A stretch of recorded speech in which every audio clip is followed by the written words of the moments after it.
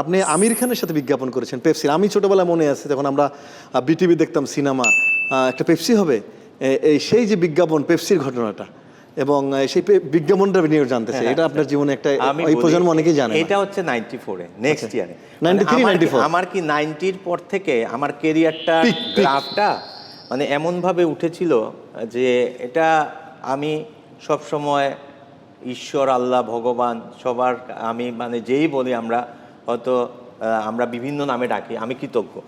কারণ south east Asia selection হচ্ছে এবং আমি জানতাম না এশিয়াটিক যে আলী জাকের শ্রদ্ধেয় ওনাদের ফার্ম জরিপ হলো বাংলাদেশে, সেটা আমি পড়ে জানি।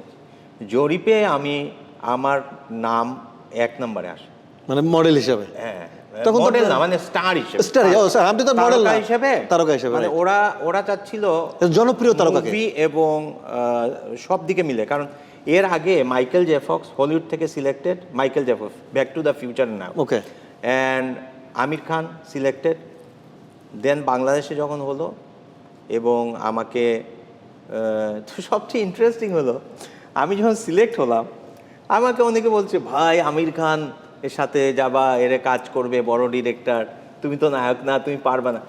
মানুষজন অনেকে আমাকে খুব ডিসঅ্যাপয়েন্টেড করছিল, বাট আমি স্ট্রং ছিলাম, আমি পারবো। হ্যাঁ, স্বাভাবিক। এবং তুমি জানো যে জেনেসিসের chairman Prahlad Kakkar one of the biggest হিস্ট্রিতে ইন্ডিয়ার তখনকার সময়, যিনি ঐশ্বরিয়ারে প্রথম সুযোগ দেয়। ও মানে ঐশ্বরিয়া ওই যে একটা প্রোগ্রাম হয় না ফারুক শেখের হতো যে জিনা কিসে নাম, ওইটাতে কিন্তু সে বলছিল আমার ফাদারের পরে যাকে আমি শ্রদ্ধা করি প্রহ্লাদ কাক্কর, তাকে আনছিল তার যখন ইন্টারভিউ। তো প্রহ্লাদ কাউকে না কেউ কারোর জন্য মানে আশীর্বাদ হয়। ঐশ্বরিয়াকে কিন্তু প্রথম মানে তখন সে কিন্তু ছিল না মিস ওয়ার্ল্ড বা ইউনিভার্স ছিল না। এই তুমি যদি এখনো দেখো ওল্ড পেপসি, আমির খান, শুভ্র, তুমি দেখবা ঐশ্বরিয়া আর মহিমা চ্যাটার্জি, মহিমারও কেউ চিনত না, তারা তখন নিউ কামার হিসাবে। বিশ্বাস করবা না, আমি গেলাম, ওভারে উঠালো আমাকে। এই আমি তোমাকে স্মৃতিটা বলি, খুব ইন্টারেস্টিং। আমার লিয়াজককে জানো, ভিক্টর ব্যানার্জির মেয়ে দিয়া, সে পরীর মতো এক সুন্দরী মেয়ে, সে আমাকে আনবে নিবে। তো আমি আগের দিন গেলাম, ওভারে উঠলাম, কিছুক্ষণ পর ডিরেক্টরের ওয়াইফ আসলে, আরতি নাম ওনার, উনি বাঙালি, বাট ওনার পরে প্রহ্লাদের সাথে বিয়ে হয়েছে, বর্ন বা বাঙালি হলেও পরে গ্রোন আপ ইন মুম্বাই। আমার মাপটাপ সব নিয়ে গেল, আমার তো নতুন অভিজ্ঞতা। আমি রাত্রে চিন্তা করি ব্রেকফাস্ট করব, 8টার সময় কল দিয়েছে ফিল্ম সিটিতে, ফিল্ম সিটিতে হবে, দিয়া আসবে মুম্বাই, ফিল্ম সিটি মুম্বাই। আমার ধারণা নাই। দিয়া বললো তুমি কোনো কিছু নিয়ে টেনশন করো, ফ্লোর দেখলে তুমি বুঝতে। ভাই বিশ্বাস করা যায়, ফ্লোরে মানে মনে করো টোটাল একটা 12 ফিটের বড় টেবিলের মধ্যে খালি খাবার রাখে, যত ধরনের খাবার, মানে কেউ না, ওটা টাইম নেই, গেপে খাবে। আচ্ছা, তারপরে যেটা ইন্টারেস্টিং, আমি দেখি ডিরেক্টর নাই, এই লাইটটাই ঠিক করছে, সব ক্যামেরাম্যান করছে। এবং সে পরে সঞ্জয় লীলা বংশালী এদের সাথে কাজ করছে, ক্যামেরাম্যানের নাম আমি রাইটটা ভুলে গেছি। তো আমি একটু ডিসঅ্যাপয়েন্টেড যে কি রে ডিরেক্টর নাই। ডিরেক্টর আসলো, আমাকে একজন দেখালো ডিরেক্টর, সে কারোর সাথে সে দেখি আয়সা ইজি চেয়ারে বই পড়তেছে, তার একটা চেয়ার। আমি আরও ডিসঅ্যাপয়েন্ট। ভাই 10 মিনিট আগে শুটিংয়ের টাইম আছে তো, যে 9টার সময় থেকে শুরু হবে, এরকম 10 মিনিট আগে উঠলো, উঠে ঠিক এরকম লাইট কর বললো, এখানে মিটার ধরো, এখানে লাইট কম। তখন তো আমি ইমপ্রেস হয়ে গেলাম, দেখলো ঠিকই লাইট কম। মানে সে এই লেভেলের ডিরেক্টর প্রহ্লাদ কাক্কর। তারপরে বিশ্বাস করো না, জায়েদ আমার সাথে পরিচয় করাই দিল, আমারে ফার্স্ট শট বুঝাইলো যে বেল বাজবে। তুমি যে পেপসিটা তো দেখেছো, দাবার জাস্ট ফার্স্ট শটটা ছিল, দাবার চালটা দিব, টার্ন ওভার, এতটুকু একটা টেক। আমার এমনই লাগ, প্রথম টেক একবারে হয়ে গেছে। আমি তো যাই না, ওকে বলছে। আমি গিয়ে Prahlad don't mind, is it okay? ভাই শুটিং প্যাক বন্ধ করে দাও, রাগ হয়ে।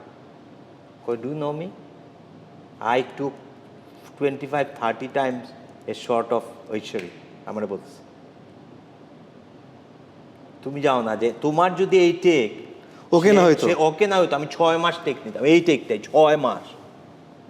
এই হচ্ছে ডিরেক্টর প্রহ্লাদ।